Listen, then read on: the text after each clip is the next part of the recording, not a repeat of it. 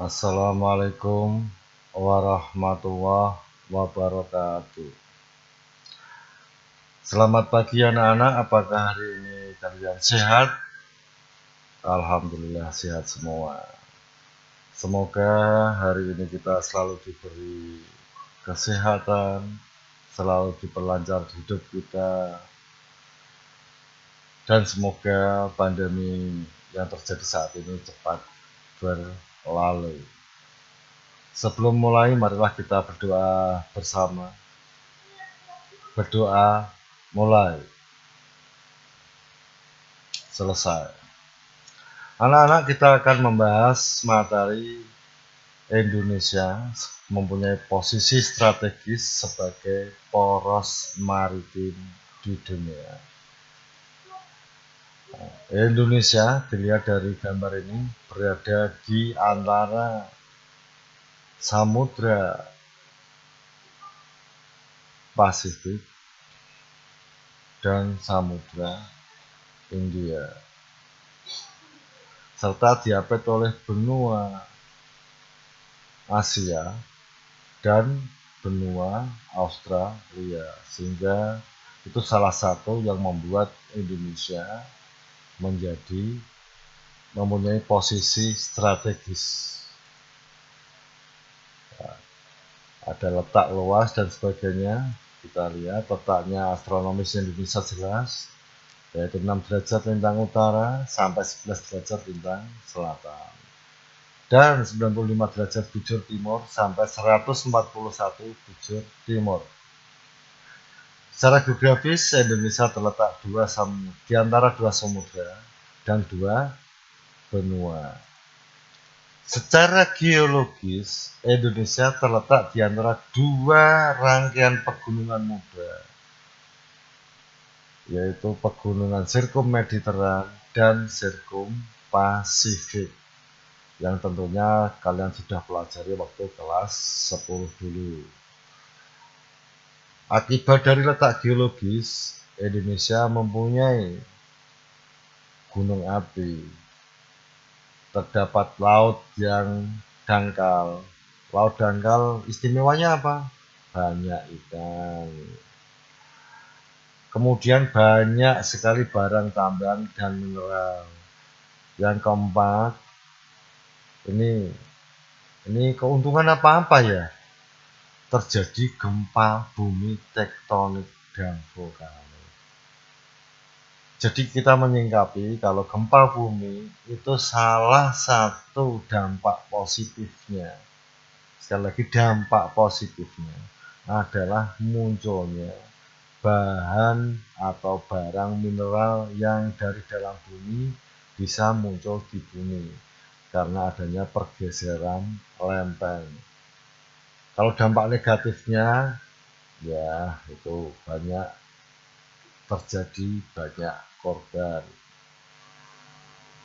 korban jiwa, harta, barang, dan sebagainya. Indonesia berapa toh luasnya? Ternyata sangat luas. 5 juta sekian kilometer persegi, termasuk daratan dan lautan. Menurut kalian, luas mana lautnya Indonesia dengan daratannya di Indonesia? Betul, luas laut. Sehingga negara kita disebut negara maritim. Batas geografis Indonesia sebelah utara dibatasi dengan Malaysia, sebelah timur dibatasi dengan negara Papua Nugini. Sebelah selatan dibatasi selain perairan samudra, juga sebelah selatan dibatasi dengan negara Australia. Sebelah barat dibatasi Samudra India serta negara apa? Ya, jauh negaranya kalau barat dari India dan sebagainya. Tapi lebih ke perbatasan oleh Samudra India. Karakteristik wilayah daerah perairan di Indonesia. Menurut kalian bagaimana perairan laut di Indonesia?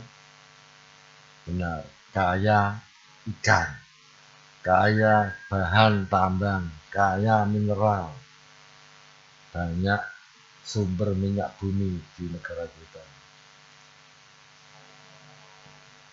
Nah, wilayah daratan banyak gunungnya, banyak dataran tinggi, dataran rendah, dan sebagainya. Merupakan daerah yang subur sehingga kita nanam apapun bisa tumbuh. Nah, wilayah Indonesia perairannya bagaimana? Ada lautnya. Laut di selatan, di utara kota Lasem, namanya Laut apa? Laut Bonang atau Laut Jawa? Ya, semuanya benar.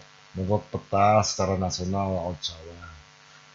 Tetapi karena kita orang sini menyebutnya Laut Bonang. Fungsinya untuk apa? Macam-macam. Ada wisata Karangjai, Caruban, Dasun, Bonang, dan sebagainya. Apakah ada hutan bakau di Lasem? Ada. Di Dasun dan Layur, Domulyo ada. Apakah ada minyaknya di Kecamatan Lasem? Ada, tetapi karena terlalu sedikit sehingga kalau dieksplorasi masih mengalami kerugian, sehingga saat ini di Lasem dan sekitarnya tidak dieksplorasi. Bagaimana perkembangan jalur transportasi dan perdagangan internasional di Indonesia?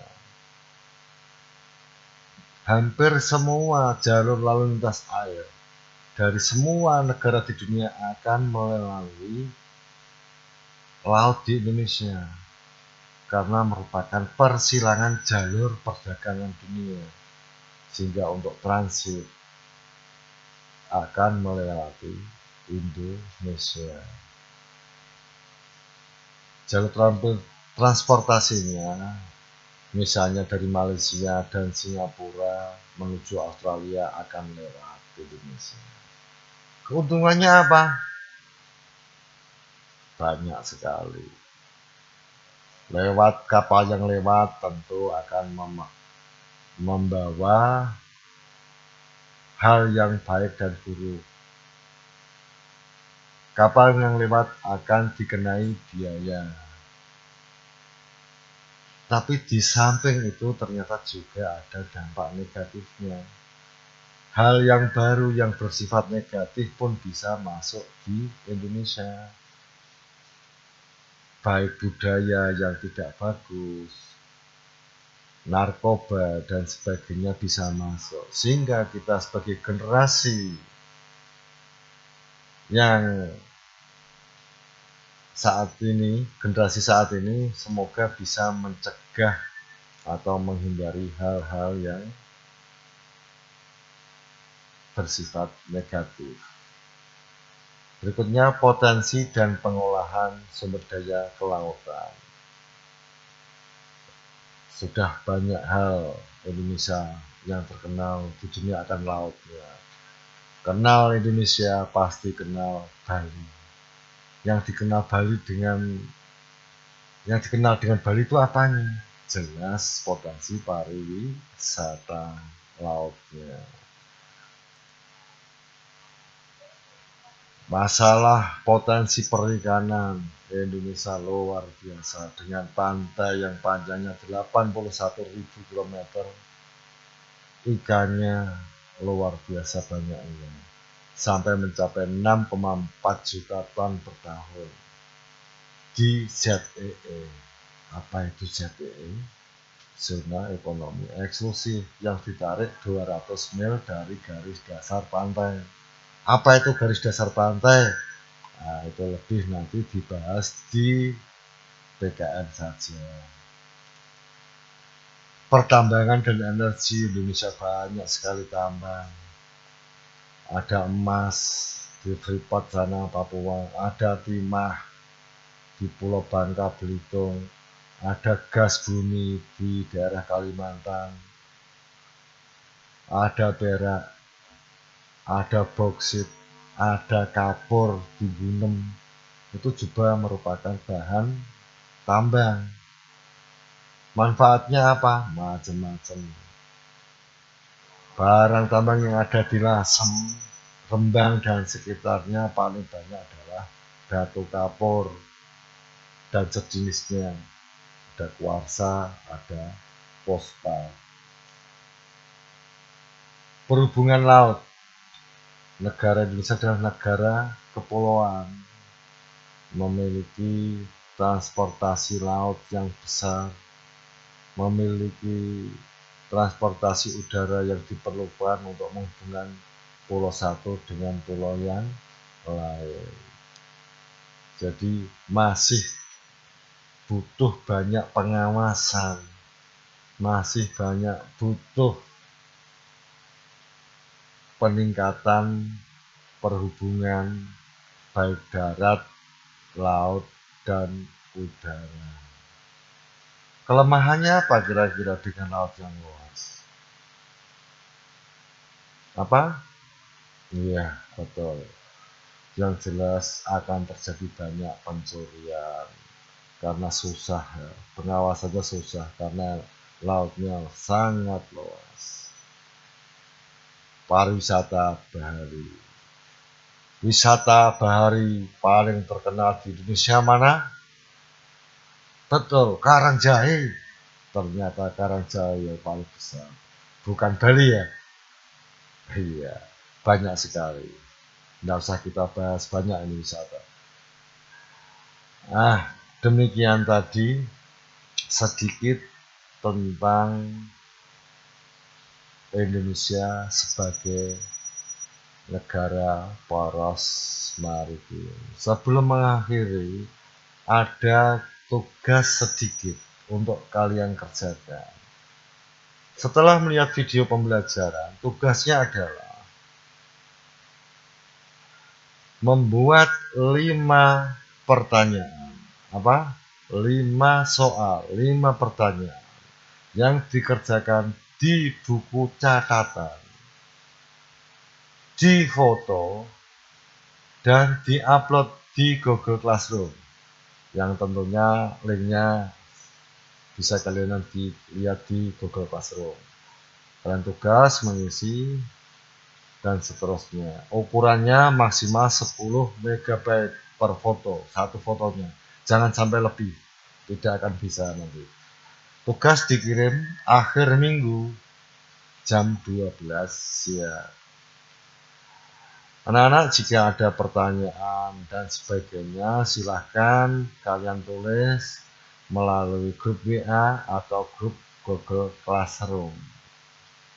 Ya. Hari ini kita cukup sekian. Marilah kita akhiri hari ini. Akhirul kalam. Wassalamualaikum warahmatullahi wabarakatuh.